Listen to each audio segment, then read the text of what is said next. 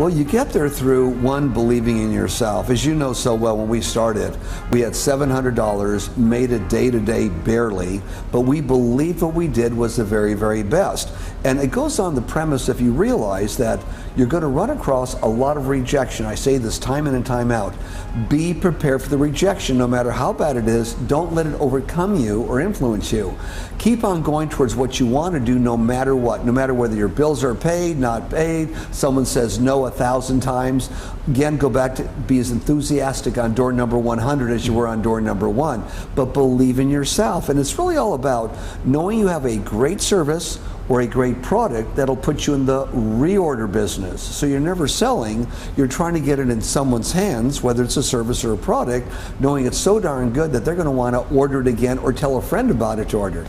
And that's the real secret there. It is, but I feel like a lot of people in sales, no matter what you're doing, they get the door slammed and they keep on going over and over again, but they haven't built what you've built. Right. Do you think it was, you said, is it because of the product first? Yeah, it's a combination of, one, the product, but you could also have the best product in the world, but unless you tell people about it, get them to use it, it's just going to sit there. So it's a combination of a couple of things. One, that product was exceptional. Same with Patron tequilas, Paul Mitchell or John Paul Pett. Exceptional product. But then one must do what those that maybe aren't quite as successful don't want to do, whatever it takes.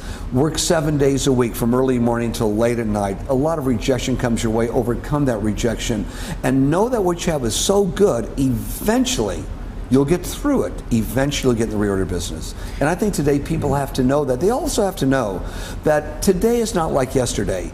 To go out yesterday or 5, 6 years ago and get a job, you have a job, you're paid so much money, you're only responsible for so much. That's antiquated thinking.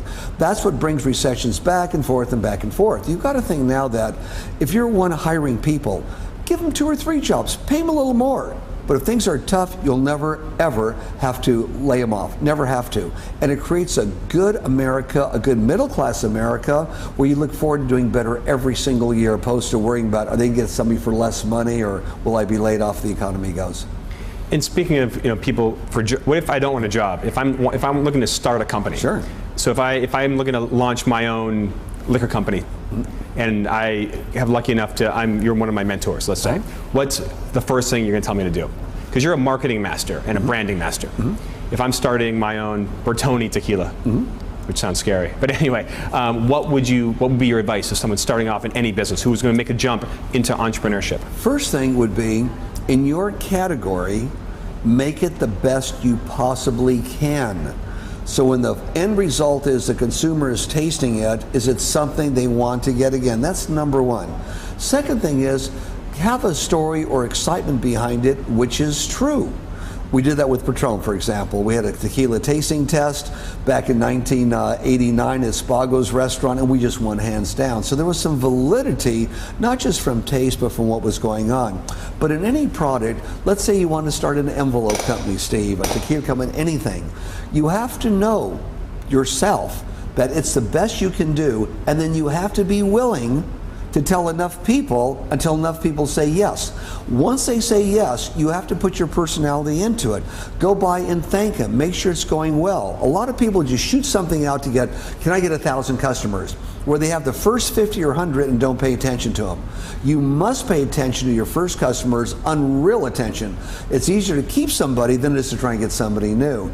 And those person you're going to keep, those people that you're going to give the extra attention to, will be some of your best sources for recommendations because they like you and they'll tell somebody else. And what are some of your tips? Like, how did you keep people, how did you keep customers? What were some of your techniques, and what are your techniques to make people that have you won over keep on coming back and feel special? Excellent question. For starters, we know we have a darn good product, but if we take the time with ourselves and our staff to go in there and tell them all the ways to use it, and reassure them not as only a good product, but here's how you use it to create a good salon experience, or the consumer when you take it home to keep your hair the same in between visits.